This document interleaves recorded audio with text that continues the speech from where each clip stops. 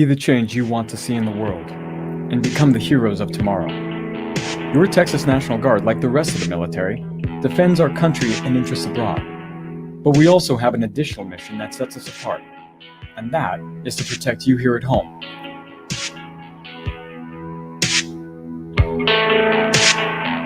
In the heart of a storm, we are the ones that move out and move forward when everyone else is told to retreat and take shelter. We are the ones you see in uniform on the front lines of the worst natural disasters, providing food and comfort for those in need, mobile testing and medical care during a pandemic, and ensuring the safety and security of our fellow Texans. We come from all walks of life and different backgrounds. We work and live in communities across the state. And what bonds us together is our desire to serve and make an impact. But the world has changed. The United States faces a more competitive and dangerous environment than we have seen in past generations. Disruptive technologies like artificial intelligence, cybersecurity, quantum computing, and additive manufacturing have the potential to uplift the human condition throughout the world. But our near-peer competitors like China will soon surpass our nation's investment in research and development. They've already started to use these technologies to put our national security at risk. Unbeknownst to most companies, these foreign competitors buy or steal the technology you build and then turn it around, using it against our country. Answering this new challenge will require a whole-of-nation approach for us all to collaborate and contribute in ways not previously seen. Military, academia, and industry working together to solve problems faster. This is what TMDX is all about. The Texas Army, Air, and State Guard has 24,000 people located in cities across the state. We're called citizen soldiers and airmen because we work full-time in businesses within our communities and part-time in the military. Guardsmen are already involved in both worlds. TMDX programs are designed to take advantage of our unique business model to inspire, engage, and support the innovation within our communities and our state's international coalition partners, Chile, Czech Republic, and Egypt. TMDX is the doorway to providing access to our people, facilities, and equipment.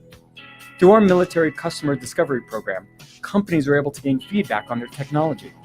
We've already partnered and sponsored over 30 companies that have been awarded a total of over $150 million in innovation contracts. Our public-private partnerships support our state's strategic initiatives, like intelligent and autonomous transportation systems, energy and water resiliency, and environmental sustainability.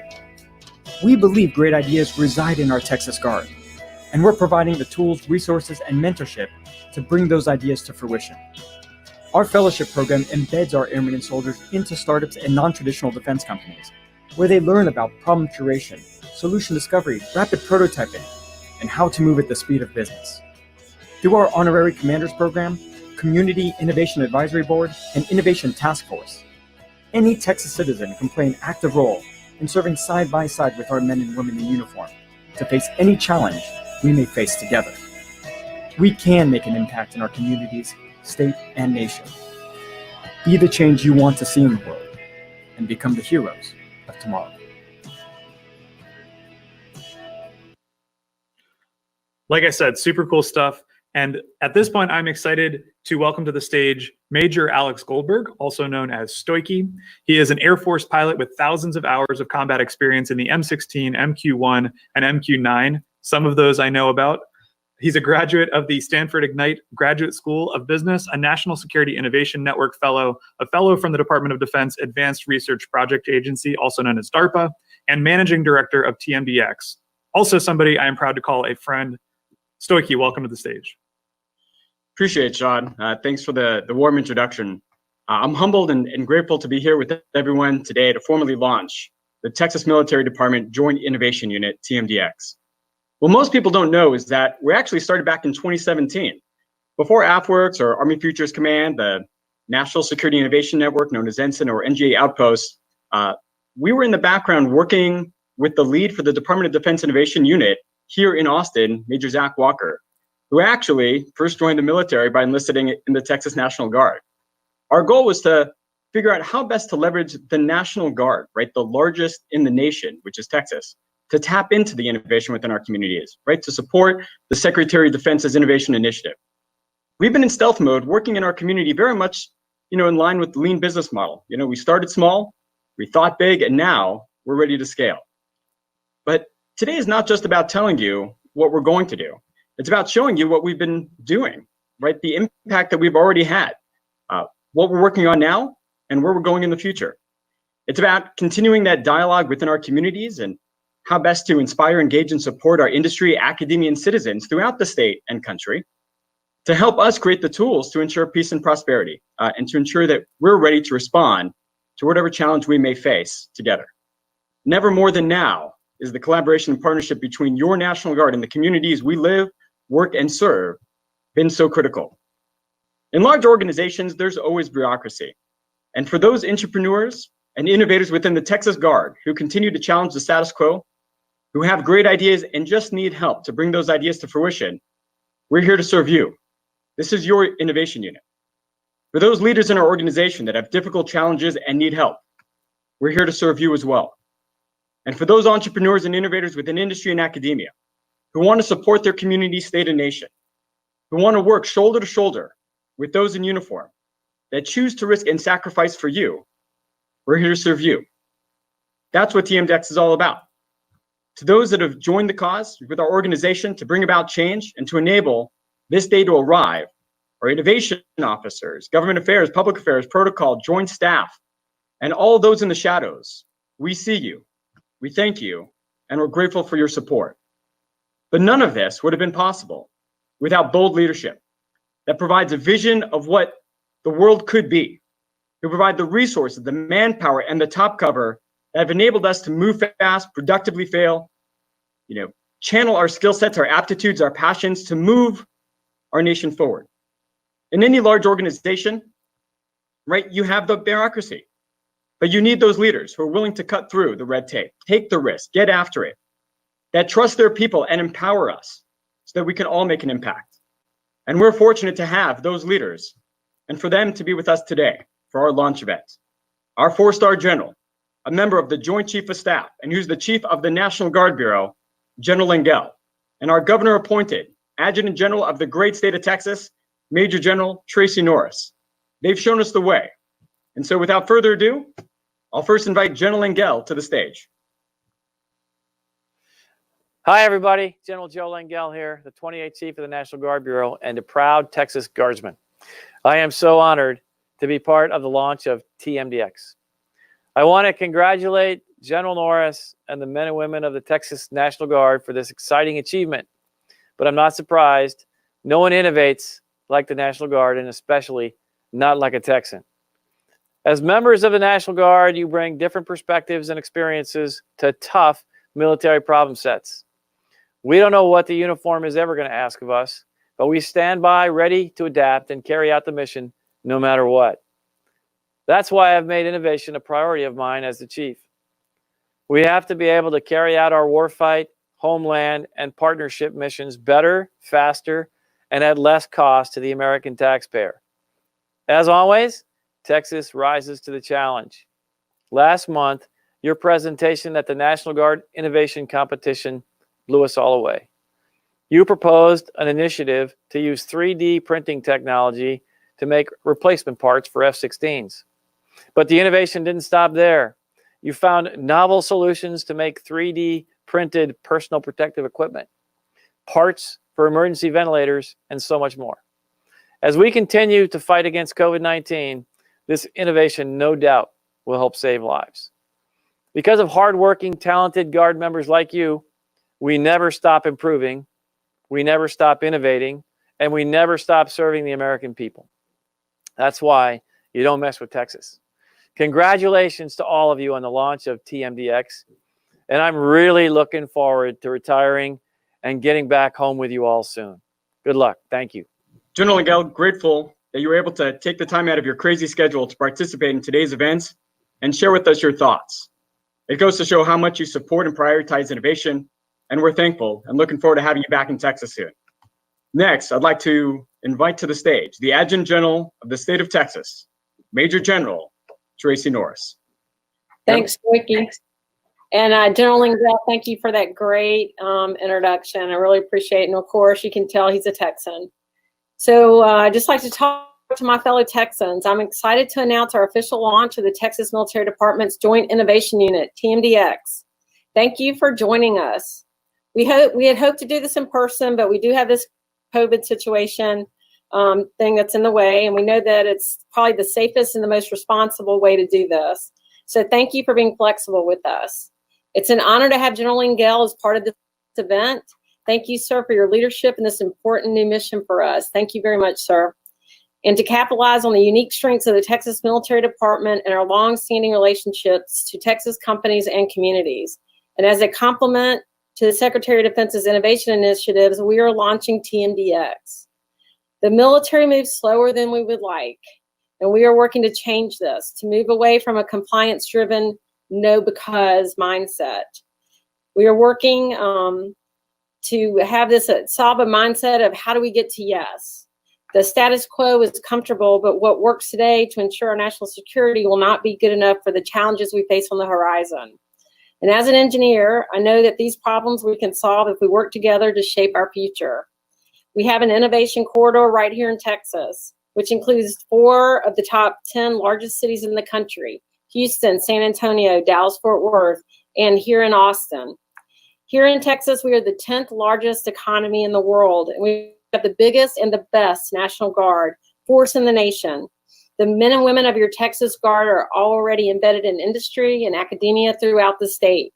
We are uniquely positioned to take a leading role in establishing a culture of innovation. We do this by capitalizing on our existing partnerships and expanding that in the ways not previously seen, by leveraging our international state partners, our world-class academic institutions, and our Texas mentality of being bold, thinking big, and getting after it. For those of you who know me, I'm more of a doer than a talker. And as an engineer, I'm biased towards action. So without further ado, I would like to roll a quick video to highlight what this is all about.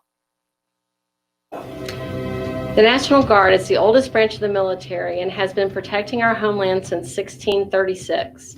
We live and work in the communities we serve and embody our motto of being always ready and always there. We are your neighbors, your family members, your teachers, doctors, first responders, and engineers. We work in diverse communities across Texas in startups, academia, and businesses big and small. We have a unique dual mission unlike anywhere else in the military, in which we serve our state both as citizens of the community and in uniform, ready to respond to our darkest hours here at home, as well as defend our country overseas when called upon. To ensure we are able to rise to that challenge, I expect our men and women to think creatively and innovate, using their civilian skill sets and experiences to benefit our missions. As a leader, I know we must provide pathways for individuals to bring their ideas forward and make an impact on our national security. This is not an option. This is a strategic imperative. It's about taking care of our people, about maintaining readiness and effectiveness, and solving any challenge we may face as a state or nation. This world we live in right now is desperate for leaders to go out and fundamentally change the way we approach challenges together in order to ensure peace and security. Our nation needs your help, and frankly, there's never been a better time than now for you to serve with us and be the heroes of tomorrow. TMDX is my response to that call. From protecting our fellow Texans during hurricanes and pandemics to defending our interests abroad, this joint unit will act as a pathfinder in leveraging your National Guard to tap into the innovation of our communities by inspiring, engaging, and supporting Texans to solve both state and national security challenges. We will contribute in ways not previously seen. TMDX will have personnel dedicated to discovering great ideas, working alongside subject matter experts who will be given the tools and resources to make these ideas a reality. We will leverage our organizational talent, international state partners, and work with academia and businesses throughout the state that want to help us move our nation forward. This is how we serve. We are Texans serving Texas. Please join us on this journey. Well, very cool. Thank you so much again, ma'am, for joining us today. We've got some questions that we have prepared, we've gathered from the audience. Just a reminder for anybody who's in the Hop-In or YouTube, if you have questions, drop them in the chat and we would be glad to ask either Major Stoichi or General Norris. But just to kick things off, why don't you ma'am, just give us a little bit about your background and tell us how you came to be the Adjutant General for the state of Texas. Well, sure. Very quickly, I ended up in the military because the Army said they would pay for my school, ROTC scholarship. I went to school in Florida, but right after school, I joined the National Guard, and I've been a National Guard member for 34 years now. I've served in Florida, Georgia, Washington, D.C., and in Texas. Finally made it to Texas. I've been here since 2001, and I've been fortunate to have very good leaders and advocates, and I just kept getting opportunities. And then one day, the governor asked me to be the Adjutant General of the Texas National Guard, the biggest and the best guard in the nation. So just very fortunate. Yeah, and I think the Adjutant General, that role, it's something that maybe some of our community members are familiar with, but can you give us a sense of exactly what that means, for the state of Texas and for the different groups that you represent? So first of all, every state and territory, there are 54 Adjutant Generals. Every state and territory has one. And basically for Texas, we have about 24,000 soldiers, airmen, and state guardsmen. We're the largest Army as far as probably in the top 10 of the world as far as the Texas Army National Guard. We have real world missions on our Air National Guard side, as well as we're in the COVID mission. We're also we supported DPS and civil disturbance mission, as well as we're still deploying troops overseas. We have soldiers in the Sinai. We have our Texas Air Guard is flying missions, real missions as we speak. So we're Texas National Guard. Most of our soldiers and airmen are traditional, have other jobs, citizen soldiers, and they still come and serve their country when they're called, and it could be 1 week in a month, or it could be for like this COVID response where we've had people that have been on for months. Absolutely. Very cool. Thank you for that. And I think similarly, Stoichi, you and I have known each other for a long time, and I've always tried to kind of figure out exactly what you do. But I'd love to hear, first of all, I'd love to know what your role is within this innovation unit. But tell us about your background, kind of, what's your story? Where did you come from? And how did you align your personal passions with the mission that you're focused on now? Yeah. So passions, we'll start with there of my wife, Hannah, my twin 4-year-old boys, Grant and Lincoln. Love playing tennis, flying, ballroom dancing, and the Texas Hill Country. So it'll be 19 years this September. But on September 20th, 2001, I actually enlisted in the Guard just a few days before I was going to start UCLA. My parents thought I was crazy. My family is a bunch of lawyers and doctors, knew nothing about the military, but I wanted to serve and I wanted to have an impact. And I saw those F-16s flying over my head on that day, and I had a sense of calmness. And I thought, wouldn't it be cool to be an American fighter pilot and to protect my country? And fortunately, when I graduated UCLA, I applied for a slot, and was fortunate enough to get through pilot training, fly F-16s, and actually then go do that Noble Eagle alert mission to protect the country. From there, I've thousands of hours of combat, flying MQ-1s and MQ-9s in the intelligence, surveillance, and reconnaissance world, and now here in Austin as the Chief Innovation Officer and the Managing Director of now this new innovation unit. Very cool. Well, I think that sense of serving and purpose and mission, those seem to be recurring themes for what we talked a lot about yesterday, how members of the tech community can get involved. Really excited to learn more about specifically with TMDX and what you guys are doing. Before we get into that though, General Norris, can you tell us a little bit more about the Texas National Guard? What are some of the missions, some of the things that they're doing? You talked a little bit about the COVID response. Tell us more about kind of what that looks like, and what, as a citizen of Texas and of Austin, what we should be aware of that you guys are working on. Is that question to me? It is, yes. Okay. Well, sorry, our computer got the spin. Can you repeat the question? Yeah, quickly? absolutely. I think it's just kind of explain to the audience what the Texas National Guard is and what some of those missions are.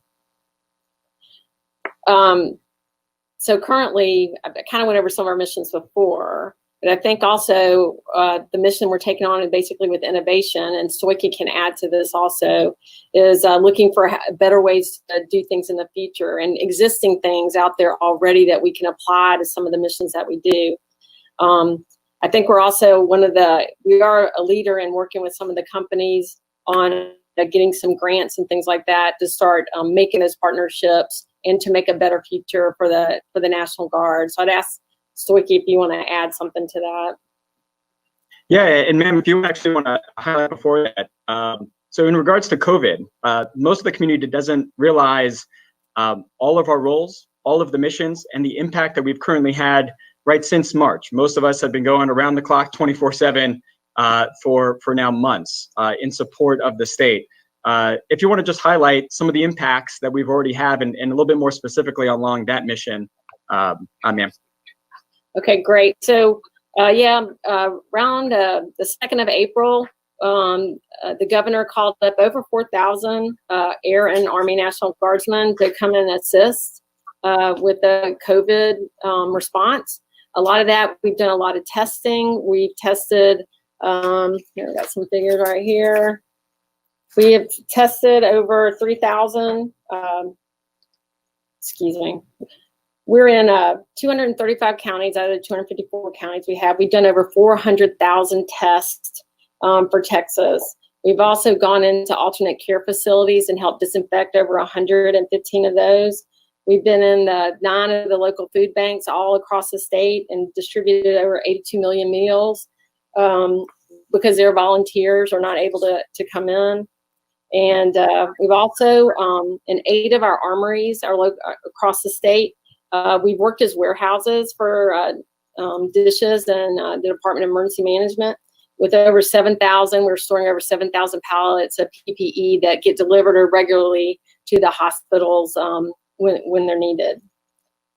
So we've had a big role. Again, our partners are our Health and Human Services, as well as Department of Emergency Management, and then also the FEMA and a lot of the other interagency.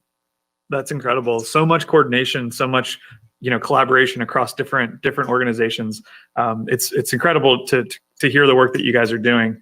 And we actually have a question. Speaking of that kind of collaboration, we have a question from the audience, from somebody you may be familiar with, Zach Walker, and he asks, TMDX is going to be a superpower for Texas. How will TMDX capitalize on the rest of the DoD innovation community, DIU, AAL, Ensign, Naval X, etc.? And then also just a quick hi from Zach. So I don't know, Stoicky, if you want to take that. Yeah, absolutely. So yeah, first of all, thank you, General Norris, for kind of highlighting that. I don't think most of the community realizes that when our first responders, when our hospitals, when they call 911, we're the ones that pick up. And so from a perspective of how can we collaborate with all the rest of the DoD innovation ecosystem that is really burgeoning here in Texas, right? Houston, San Antonio, Dallas-Fort Worth, right in here in Austin.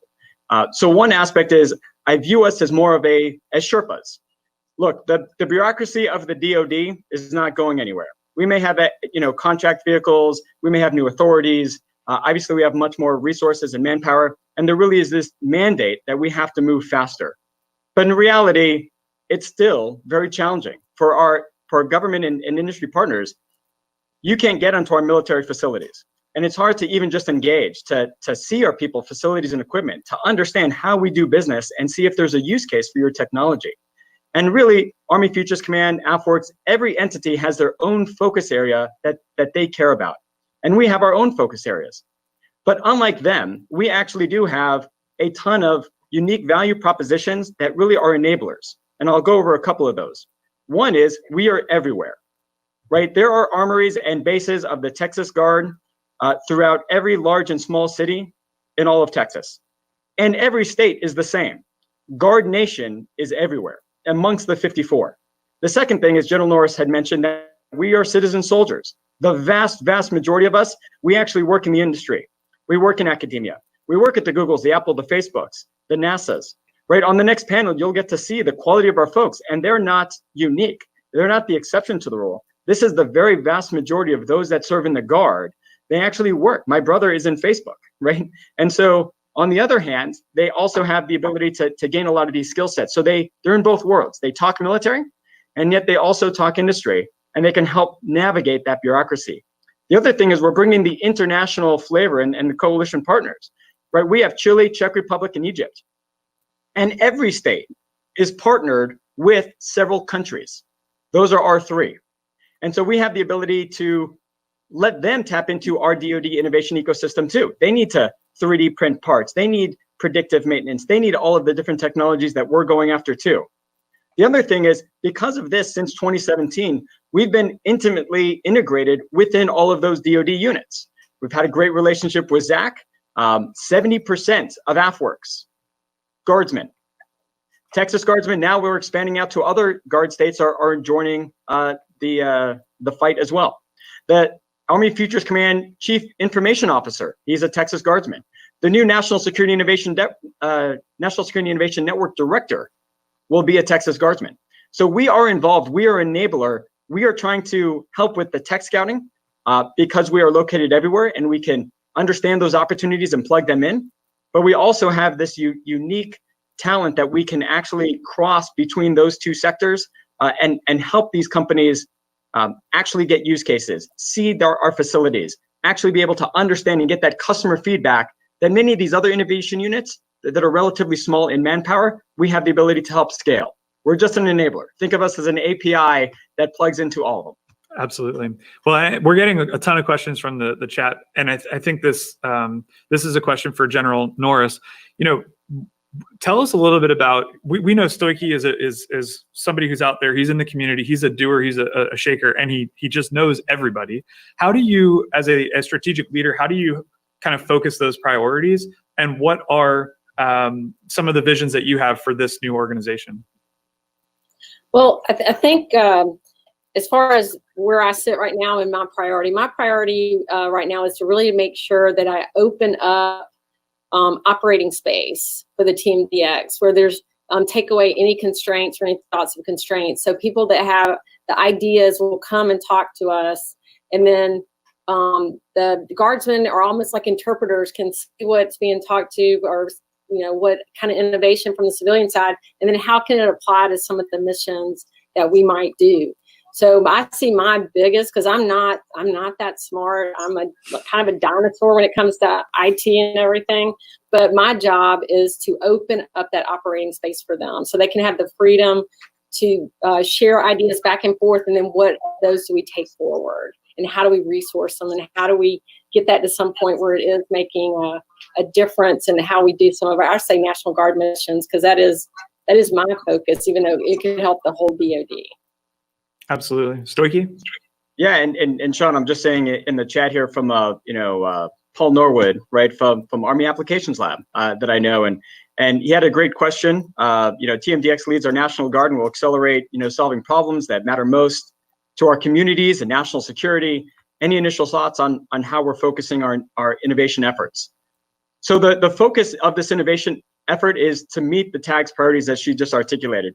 First, it's about taking care of people. My passion is, I know that I've been out in the field, right? I've had the combat experience, and I know that our unique challenges, but I've also been able to see those opportunities. But I'm not a unique special snowflake. At the end of the day, there are tons of talent within our ranks, and they have great ideas.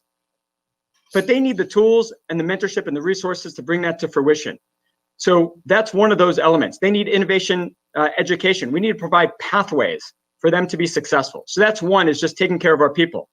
Some of our programs are actually embedding our airmen and soldiers inside companies in the community.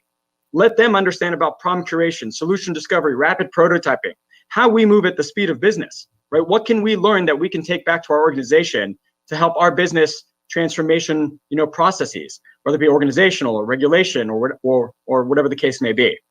The second piece is readiness.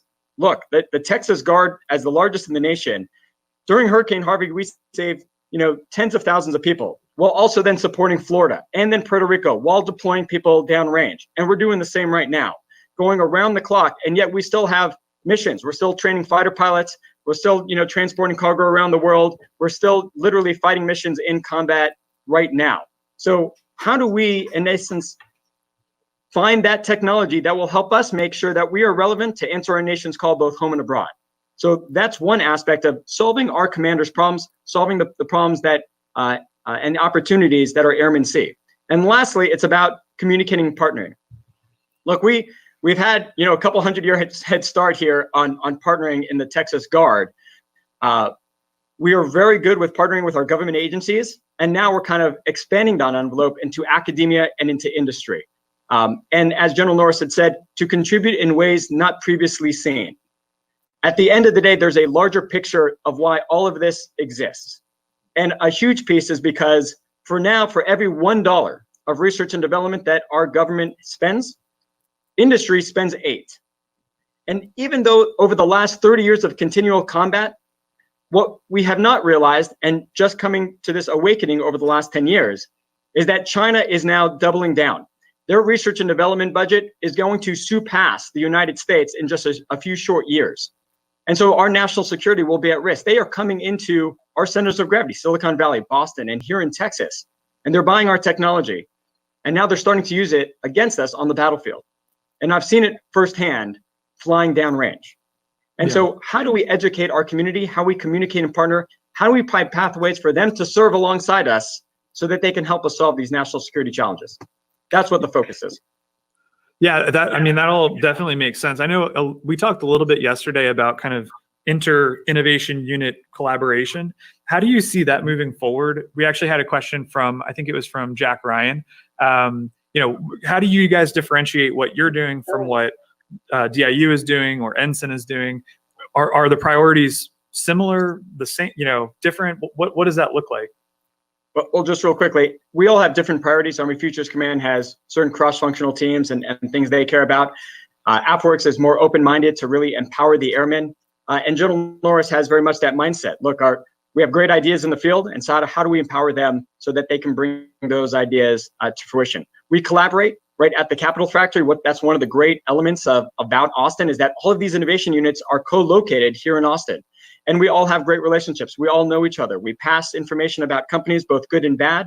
We have portals behind the scenes to be able to share that information. In regards to SBIR contracts that AFWorks kind of led, we shared that with Army. Now we have joint SBIRs. We support Army Futures Command when they come here, whether it's their ID cards or other services. So we're an enabler as the Guard, as the strategic reserve, but really focused on our communities and our states. So we have great relationships, and we've partnered with all of them to help their priorities come to fruition as well. Yeah, absolutely. Well, you touched on SBIR, and General Norris, I want to talk to you about, this is kind of the elephant in the room for working with government and sort of what has slowed down the process of small businesses working with the government. How do you, working through that bureaucracy within the DoD, what do you see as kind of your number one priority, especially given everything that you guys have done kind of behind the scenes? What's your priority moving forward to continue to break down those barriers to entry? Well, my priority is to continue to open up the Texas military, the Texas Military Department, Texas National Guard in ways that we haven't seen before. And we already have partnerships established. TMD has partnered with over 30 companies already, and we've received over $150 million in federal funding support. When companies have an issue or encounter DoD red tape, we've been able to connect them to the people, equipment, and insight they need to achieve in success. And another thing about the Texas Military Department is we're all across Texas. Right now, we're a spot in Austin, but we're looking at still going up to Fort Worth, Dallas, San Antonio, all the different innovation hubs, and integrate into that. And we've also seen progress in some incredible weapon technologies. And much of what we're looking to create can be used here at home or abroad. One of the successful programs that we supported was our Pilot Training Next program, which is fundamentally revolutionizing how we are training our future pilots. So we were involved in supporting that, and it saves money, saves time, and then ultimately it's becoming something that's a safer way and more personalized for each service member. Yeah, that is incredible. Yeah. Go ahead, Sturk. Yeah, I'd love to hear more about kind of what your thoughts are on kind of all those things, and talk to us about the Pilot Training Next program and what that represented for an evolution of how you guys do business. No, absolutely. I mean, that was a great case where right, Air Education Training Command, right, that trains every career field in the entire Air Force is just down in San Antonio. And they had an idea of, hey, let's revolutionize the way we do pilot training. And from a pilot's perspective, it definitely needs some love and care and attention. We create the best pilots on the planet, but it takes quite a bit of time. And so they presented a possible solution, right? We only have so many planes, so many instructors, and they said, hey, why not use artificial intelligence instructors and some of the technology that we find in Austin and create this experimental pilot training program? We only have one challenge. We actually don't have a facility. We need ramp space, classroom space, manpower, resources. Besides that, I think we're good to go. And so they reached out to us, and we presented that to our leadership to go, I think we have a chance here to be a supporting entity, just like we support Army Futures Command and AFWERX, whether it be from personnel or internship programs or a number of other ways that we've been interacting so far. This was just a case where at Austin Bergstrom, an Air Force pilot training base being stood up at the Texas Army National Guard, right? And we had Air Force aircraft nestled in between our UH-60 helicopters. And we shared a lot of those lessons learned with Army Futures Command, and they created Army Aviation Next. This is a collaboration between all of us. We need to work out of our silos and collaborate in ways that, like General Norris said, has not previously been seen. It all comes down to we need to move faster, right? Our adversaries are moving faster in space, faster in hypersonics, and faster in fielding commercial technology, especially that which is here in the United States. So that was just one of those programs where a government entity, right, just like Army Futures Command, Ensign, and AFWERX have done in the past, AETC had come to us, and it's been very successful. We cut pilot training from a year and cut it down to 6 months. And then those graduates actually came to our F-16 schoolhouse, and 4 of them, we converted and made American fighter pilots. That is incredible. What a great success story. And I guess to kind of add on to that, you guys are talking about all the ways that you have changed, the way that the military has done business in the past, and looking into the future. Obviously, the COVID, post-COVID world that we're in now is changing things. We had a question from JP Lutz in the comments there. First of all, he said, love Texas taking a lead. But he's wondering about kind of what your physical space will be. Talk to us about that. And then also, in the interim, what does it look like in a virtual first environment? Yeah, absolutely. Just real quick. Right now, the tag last year had started. We have a presence at the Capitol factory on the 8th floor. And obviously this launch had been continually pushed for a number of different reasons, and obviously with COVID going on and other real world missions. So our first instantiation is at the Capitol factory. And we are tightly integrated into that ecosystem. Beyond that, right, we're at the Capitol factory up in Dallas. Down in San Antonio, we're going to be located at Geekdom, and Ion, right, down in Houston.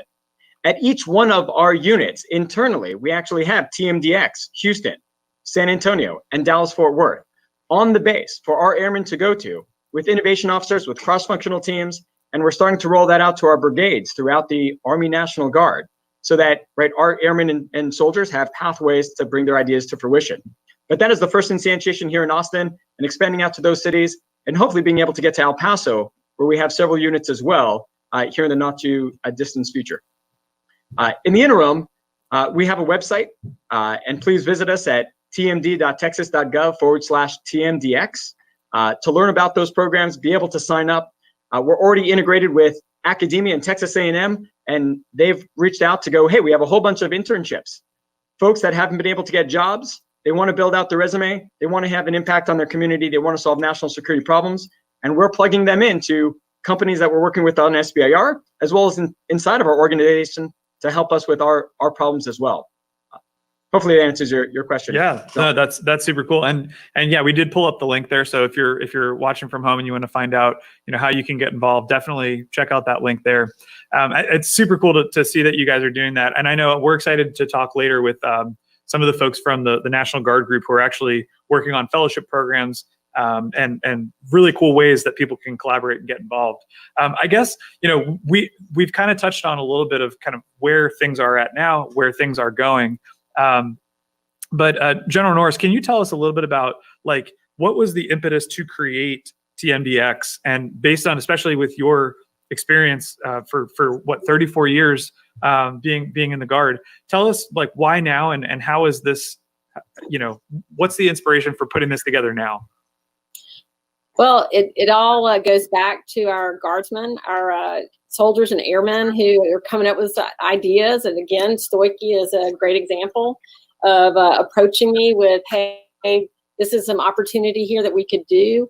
And then kind of growing into an idea and a concept.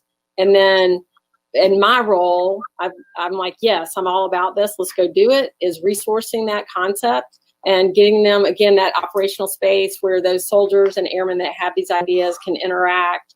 And it's to have an open mind, to have people not be afraid to have an open mind and come up with the ideas they have. When you create that environment, there's so much that can come out of that. I truly believe that. It's funny you say that. There's actually a really cool company that I absolutely have to give a shout out to, a guy named Patrick Hitchens with Fit Rankings. And Stoicky, you know that story. You met with him and have, as they say, the rest is history for how they were able to take advantage of the SBIR program. But Fit Rankings is a company that I didn't think necessarily would have been, something that would be interesting to the DoD. And yet, they literally just walked downstairs and met with, I think it was probably you, Stoicky. Tell us about that and kind of how you're finding really interesting solutions in just very different ways. Yeah, the one thing that our leadership has been able to give us, right, with that operating space as General Norris is talking about, right, is really access to our people, facilities, and equipment, right? Because we're everywhere, from F-16s to C-130s to MQ-9s to literally everything in the entire Army arsenal is in our state. And so when Pat had reached out to us to go, hey, we got this Fit app that can bring in any data that you have from your phone, from your watch, from a Garmin, from any fitness device tracking. One of the things for us is, look, we're only, on duty for the most of the 80% that are part of our organization, 1 week in a month, 2 weeks in the summer. And so when we do have access to them and we do get to train, we want to focus that opportunity and not necessarily worry about on their fitness. So the ability to then reach out to our air wings in this case and literally get thousands of people to join in, and we're able to track their fitness, allows us to make sure that they're ready, right, for whatever the nation calls, in this case, COVID. We did experimentation. We were looking to do an experimentation for looking at your heart rate to be able to determine if you have COVID or pre-symptomatic. We were able to use them and reach out to the Air Force health services to be able to go, do we actually need our physical fitness test as often as we do? If I can see your health stats and we're tracking you throughout, the course of the month and the course of the year, and you're a marathon runner, then maybe we can focus our time and save manpower and resources that way into things that are more important. But that is just one novelty of, look, if there are problems, right? The DoD is the largest organization that we have, right, in the entire country. And if everything from public affairs to medical to logistics to everything in between, we have it. And we are continually looking to find a way to do things better. And so that was just one use case of a company being able to reach out to us, sponsoring to an SBIR. They won $750,000 and the rest was history. That's so cool. I wonder if you're going to be able to track the fitness data, before, during, and after COVID-19 and see if that, I don't know if you've seen, but like the COVID-15 is real, are people going to be out of shape when they get out of this thing? That would be pretty interesting. And, we're actually getting a lot of questions in the chat. Jack Ryan asked, what's the best way for non-traditional technology defense companies to engage with TMDX? I know you guys put the website up earlier, but what recommendations do you have? Maybe General Norris, if you want to touch on this a little bit, for folks that are like a Patrick Hitchens with Fit Rankings that have something that they think, hey, maybe this has an application. Where do they engage? Like, what are their entry points? Well, all of the areas that Stoicky mentioned, and Capital Factory and Austin, all those things. Also internally, when I say internally, we're setting up an innovation unit in our state guard, which is a different kind. We have our Air and Army National Guard, which has a federal contract that goes with that with the individual. But on our state guard, it's strictly volunteer. And if they want to become a member of that innovation unit, which will bring ideas together, and again, how do we apply those? But there's all those. There's the website, there's the different locations, as well as the new innovation unit in our state guard. And also, on just Major Goldberg, who's the director of our innovation unit. So that's we're easy to get a hold of. I don't think we have a ticker with his phone number on it, and we won't put it up there, but he is relatively easy to get in touch with. And I think another question coming from the audience from Shady DeJesus, who's been working with Bunker Labs. She's incredible and a great part of the community. She actually is wondering if there's going to be a sort of marching battle rhythm for you guys for engagement, something similar to what we've seen with other folks who are leveraging SBIR. What do you think about that, Stoichi? Yeah, first, Shady, it's always been great to working with you when I've been at the Capital Factory and having our conversations. Love Bunker Lab, great organization, right, for those that are veterans that want to start businesses and be able to get those resources. Fantastic organization, couldn't say enough about them. Yes, we're going to be in all those events, Startup Week, South by Southwest. We're going to be hosting events here at Camp Maybury. I mean, it's a world-class location right here in downtown, prime real estate, to be able to do a whole bunch of different showcases. From Agility Prime, where we're kind of helping the Air Force usher in this new era of urban mobility, to working on a lot of these strategic initiatives to bring in autonomy, right? Working with the Texas Department of Transportation and Intel, Qualcomm, Ericsson, with these P3, P4 partnerships to really help bring in intelligent transportation systems.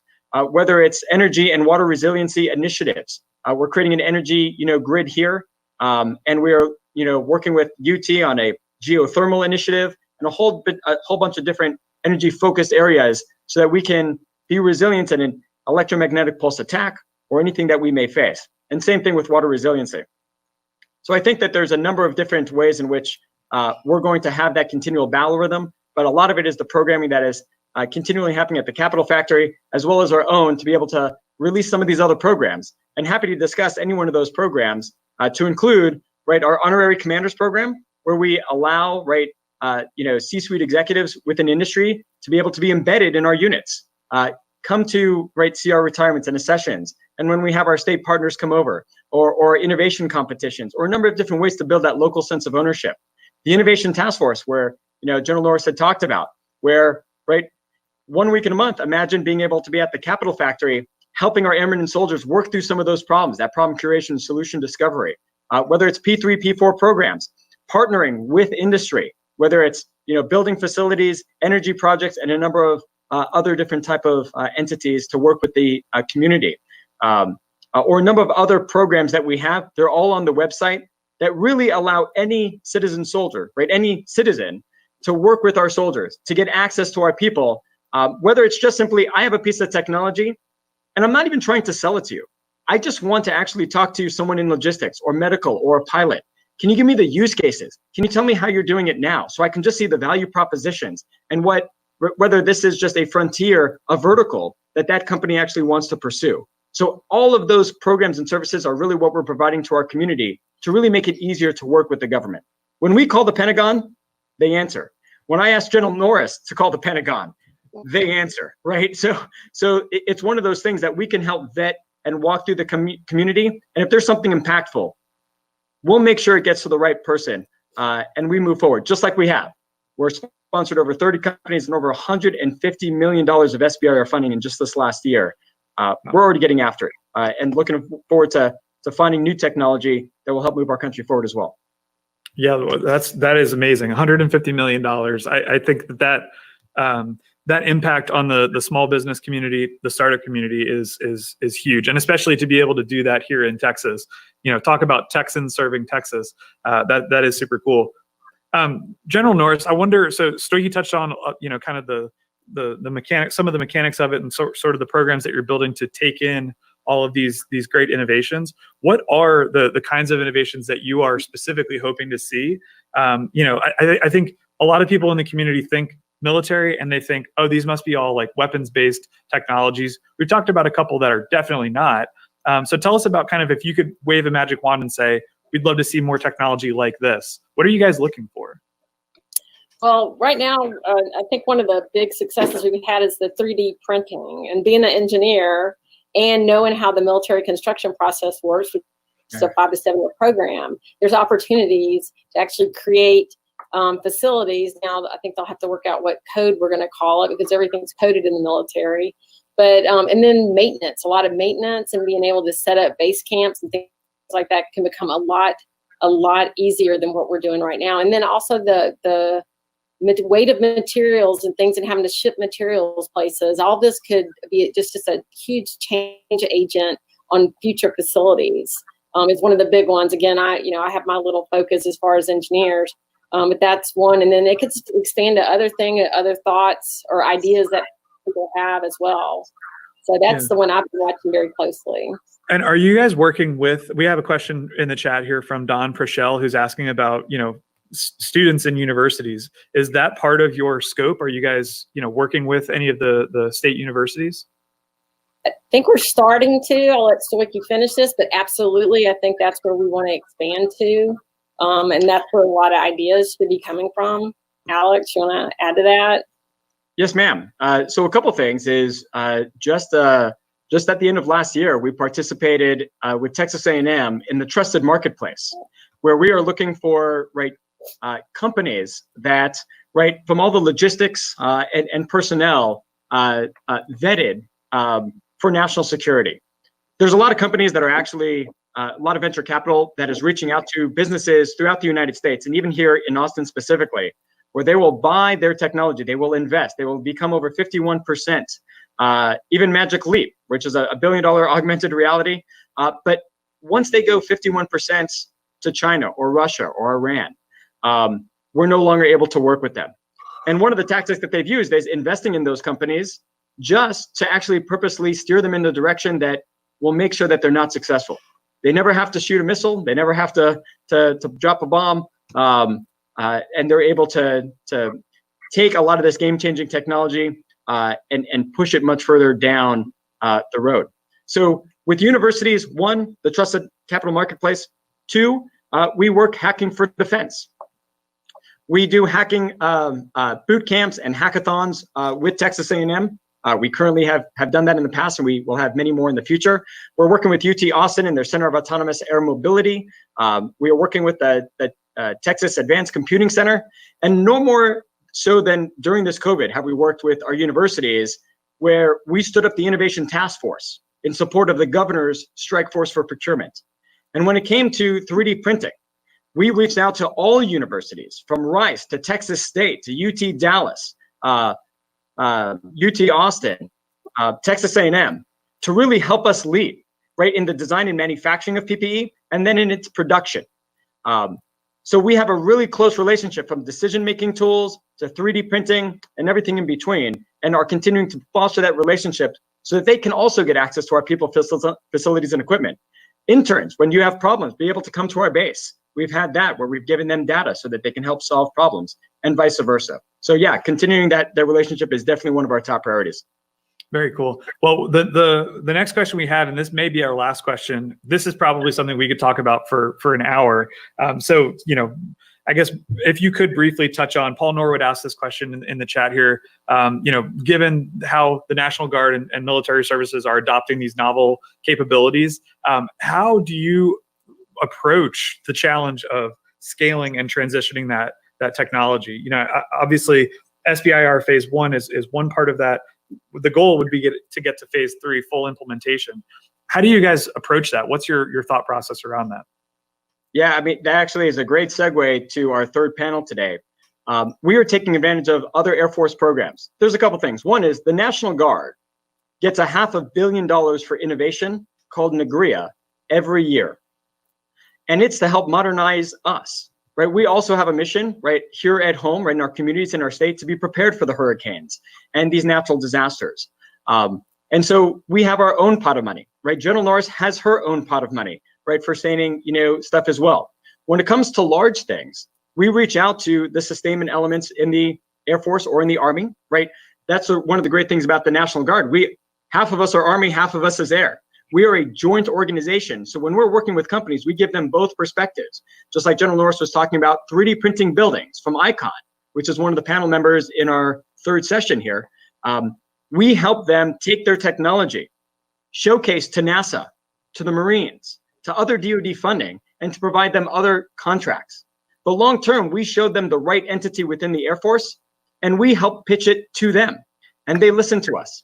And so what the Air Force is doing is they have a program called the StratFi, So we take those phase twos, and the Air Force is making some strategic bets to help bridge that gap between a small innovation, look, we're giving you a little money just to try it out, all the way to a program of record. The reason why I call it a valley of the shadow of death is that it takes 3 years. Our budget process, we work on the budget now for the one in 3 years from now. So even if we saw a teleportation device and said, this is fantastic, it would still take 3 years to go get the funding to actually rapidly scale it. And so we reach out to DIU to help us with those transitions and our other, entities, Army Futures Command. And here in the Air Force, 2 of those companies, Ascentium, 3D printing parts for our F-16s and C-130s and vehicles, and Icon, literally 3D printing buildings. We're going to be printing barracks here at Camp Swift. Both those companies are on the third panel, and you can talk to them about their experience. What was their hesitation to work with the government? What has changed? And how do they feel now in their path towards success in this vertical of transition to the government? Absolutely. General Norris, did you want to add to that? No, I can't add to what Alex talked about. I'm just here to support him. I don't think anybody can outmatch Stoichi. So yeah, that's all really interesting. And those panels coming up, I hope that our audience stays tuned in for that. We had one other question in the chat. This is a question that keeps coming up. And so as we kind of close things out here, Rebecca, if you can add that link back in there. The question was, what's the best way for the average citizen to get involved? And I would just point you guys to the tmd.texas.gov/TMDX to learn more. There's lots of really great information on there and ways for folks to connect. And so with that, I guess I would just say, General Norris, thank you so much for taking the time today. This has been really, really awesome to learn more about what you guys are doing. Well, this is the fun part of the job, so I enjoy it. Thank you for having me. Yeah, and Stoichi, as always, thank you. I know we'll hear from you in a little bit as we move through the next couple of segments of our sessions for today. Absolutely. Appreciate it. Thanks, Sean.